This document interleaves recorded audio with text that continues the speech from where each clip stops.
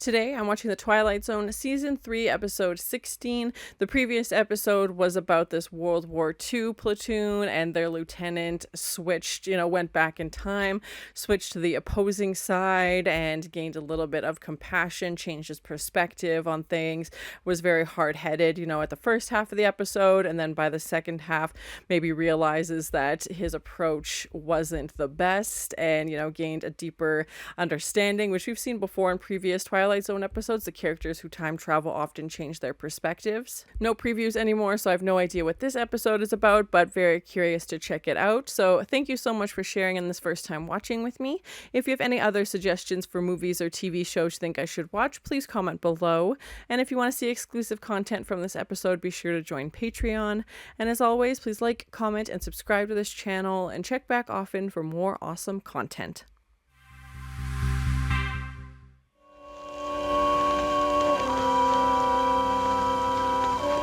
It definitely looks like it's snowing outside. The previous episode, or the previous one before that, also had a winter theme. Yeah, it looks like something's outside her window. Okay. Is she in jail? Like, what's with the bars by the bed?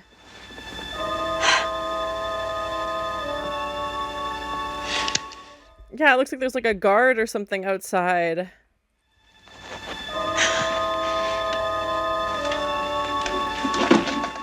Oh, it was a chair. She just had the chair next to her so she wouldn't fall out of bed, maybe? I don't know.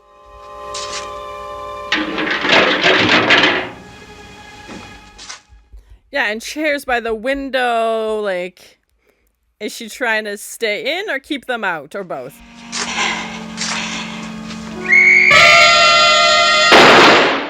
Oh my god, what's going on out there? Oh my gosh. And it looks like she's in a basement or like below ground.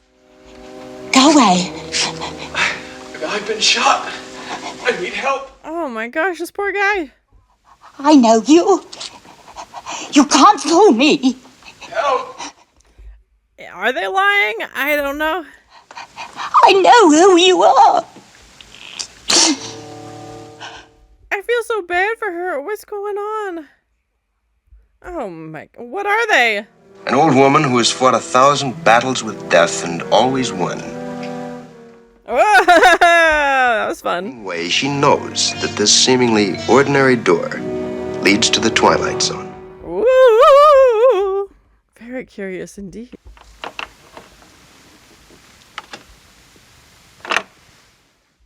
She's keeping the lock on. Yeah, I wouldn't open that door all the way. Okay, it definitely doesn't look good. How's she gonna help him, though? Like, is she secretly a medic? Don't say that. It isn't fair. You're trying to trick me. She clearly doesn't trust them. I'm bleeding to death. Please. And that's such an interesting angle. Yeah, through the door, just... You can't ask me to do that. I don't want to die. If she leaves, she dies? Okay. I know who you are. Who is he? What? Me. It isn't fair. Yeah, like she feels like she wants to help, but also can't. It hurts. It isn't fair. She definitely seems conflicted. Oh, I'm worried. Okay, door's open. Yeah, I love that frame so much. That's so cool. And you can see, yeah, like a stain on the wall behind him.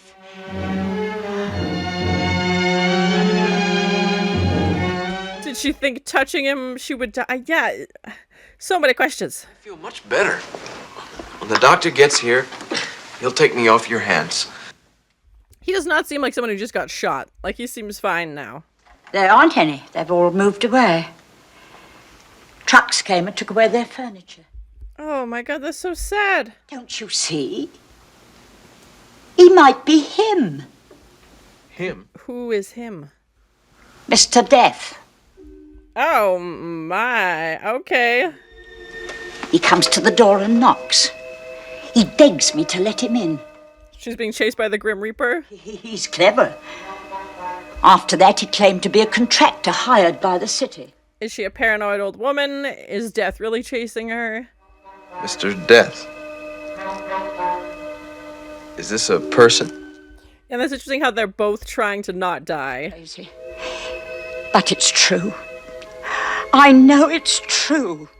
She's worried about the outside. He got shot. He doesn't want to die. Yeah. There was something about her face. I felt I knew her. Doppelganger episode crossover on the bus, huh? The bus reached the end of the line. She was dead. Oh my god, what? So she thinks that's death? In crowds, I've watched for him. Every time someone I knew died, he was there. That'd be so creepy if you just keep seeing the same guy. A salesman, a taxi driver. Yeah, and he's taking these different forms. Then I knew. It was because I was getting older. So she sees it more and more. Oh. I never go out. Never. I haven't been out for years. Oh, that's sad, though. Oh my gosh. How can you live like this? But if I don't live like this, I won't live at all. Yeah, that's such a crazy concept. If I let down even for a moment, he'll get in. I know he will. But she let this guy in. I don't know. I loved outdoor things. And now she's locked herself away, and it's just sad. But I don't want to die. That's so sad. My heart. I feel so bad.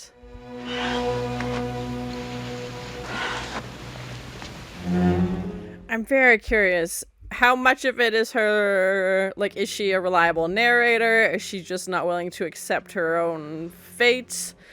You know, is she going to keep herself locked away for forever? Is she going to help this guy?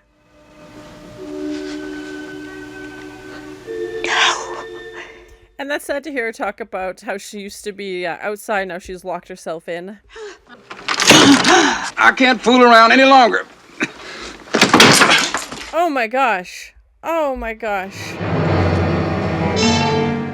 Are they coming to take her away? What's going on? Oh no. Ah. You gave me quite a scare when you caved in like that. And we had another episode with the military where the guy could see the light on people's faces and knew that they were gonna die. I've got a crew and equipment coming in an hour to pull this tenement down. They're tearing down her building? Demolish this row of buildings. Well, everybody else moved out long ago. Yeah, that explains why they were moving their furniture. You want me to go outside? You want me to leave here? Where's Harold? To make room for a new one. That's life, lady. Is that a metaphor for her? Destroy her, but they think I get kicks out of tearing stuff down. Get rid of the old, bring in the new. Yeah. Old animals die and young ones take their places. And the performances are so good. She looks terrified. Yeah. Of course. Explain to him. Yeah, I was gonna say, Harold hasn't says a peep this whole time. You'll help me. Is he not really there? Hey. Oh, he's a ghost. Yep. Please tell him. She's talking to ghosts now. But if you're still here when the crew arrives, I'll have to call a cop. I was like, if Harold is really shot and in agony, he's not asking this guy for help or getting him to call a doctor or anything. Ghosts? I thought you understood. I think he's Mr. Death.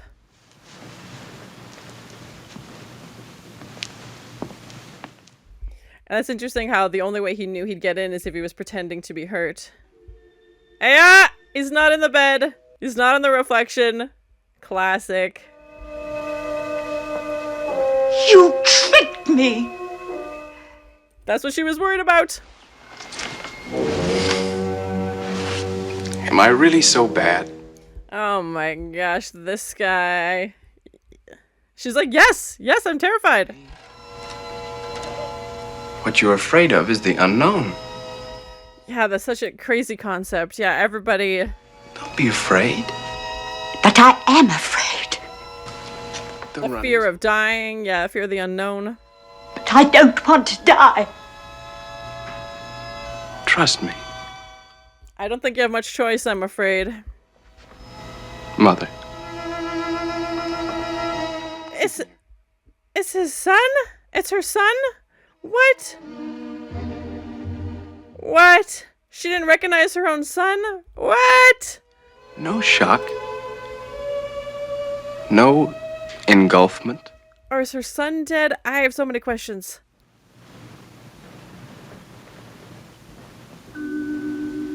Oh, it already happened. Oh, gosh.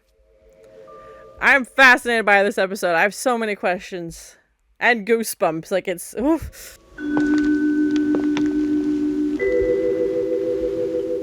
And the way the lights all went out as they walked through the door.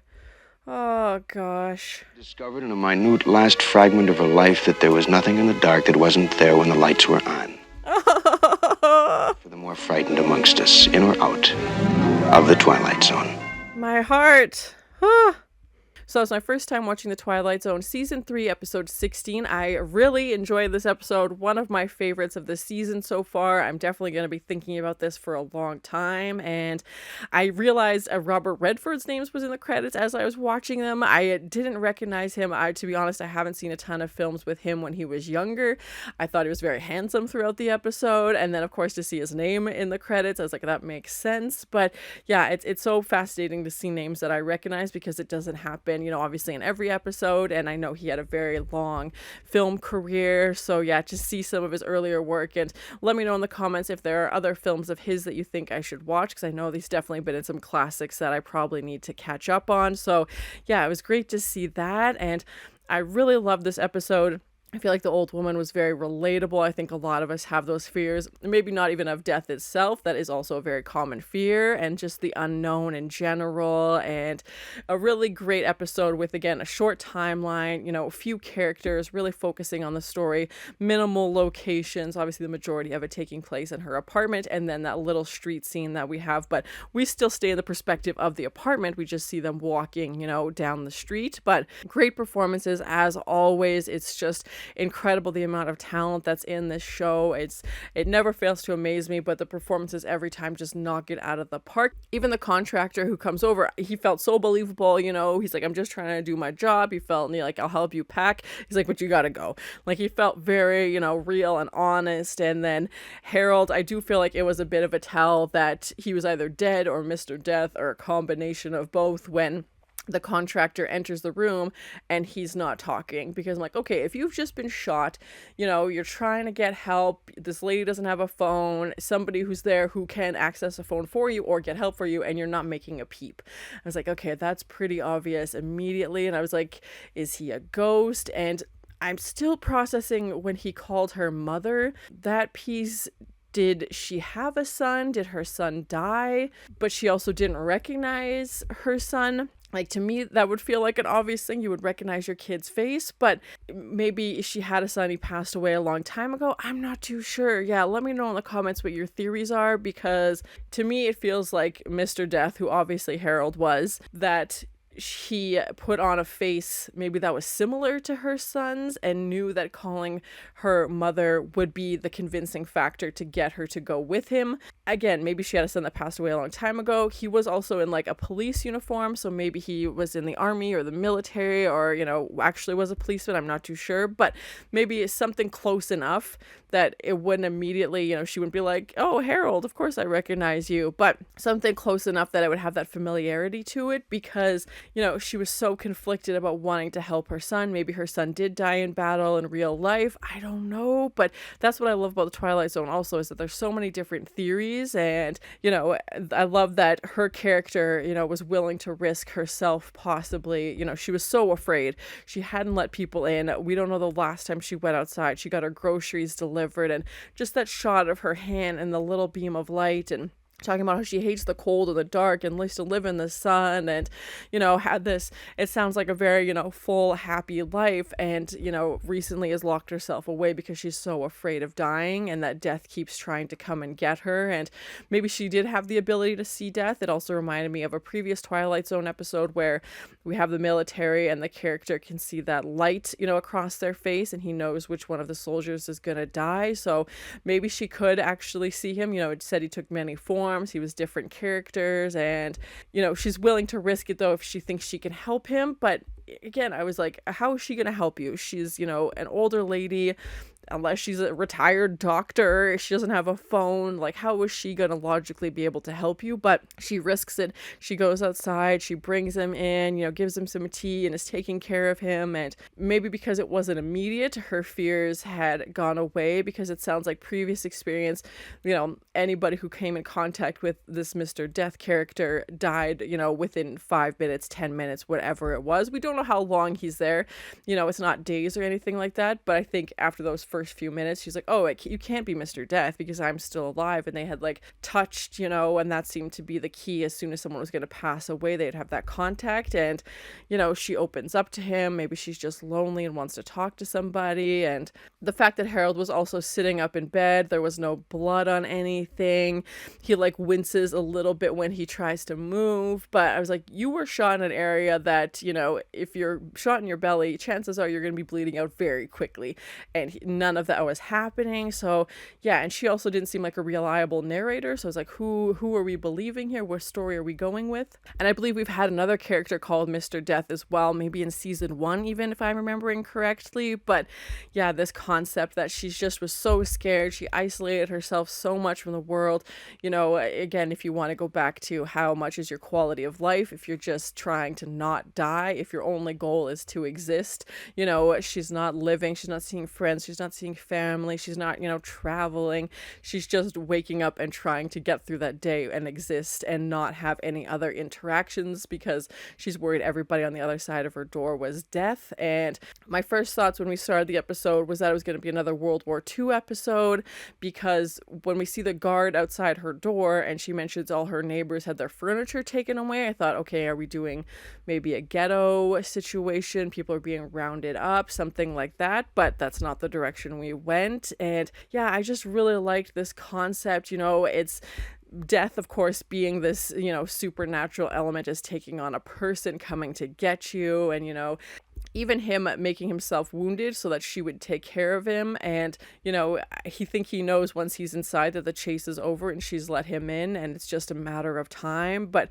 he's not super aggressive like maybe we'd imagine a Death character to be. And even when she's talking about the person on the bus, he said, she was nice. He picked up that lady's yarn and helped her. And then, that's a couple minutes later, she passes away. But it's interesting, like the stereotypical, if you're thinking of a Mr. Death character, you might think of this big menacing, evil creature, and he's just looks just like everybody else. He comes in asking for help, and I think he had learned at that point that she was going to say no to everybody, but if it was somebody who needed help, she was willing to risk it. And I think this is a lot about her character as well.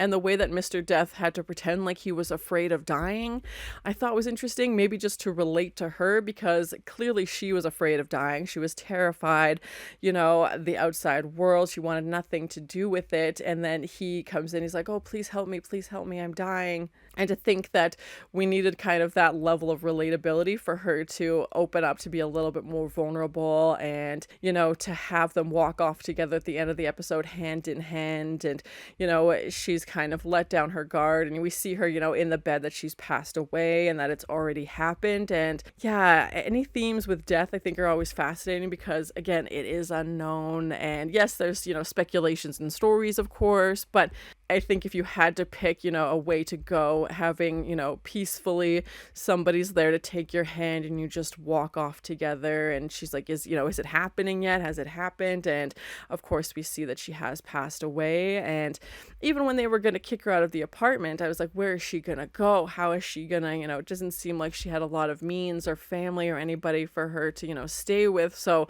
and they're going to demolish her building. And I just felt so bad for her, because she was so afraid. And even at the end, it did feel like she finally came to a little bit of peace and understanding that she can't fight this forever. And she's just so mad that, you know, he tricked her and thought she was doing so well and being so clever and avoiding him. But, you know, he openly admits, yes, I tricked you. And like, it's time to go. Like, your time has come. You can't live forever. And again, that hesitation and that fear was just, yeah, felt so relatable. Overall, I really enjoyed this episode. I'm going to be thinking about it for a while now and trying to process it. And yeah, it was a very interesting episode. I really liked it. So very curious to see where we're going to go in the next episode. No previews anymore. So thank you so much for sharing in this first time watching with me. If you have any other suggestions for movies or TV shows you think I should watch, please comment below.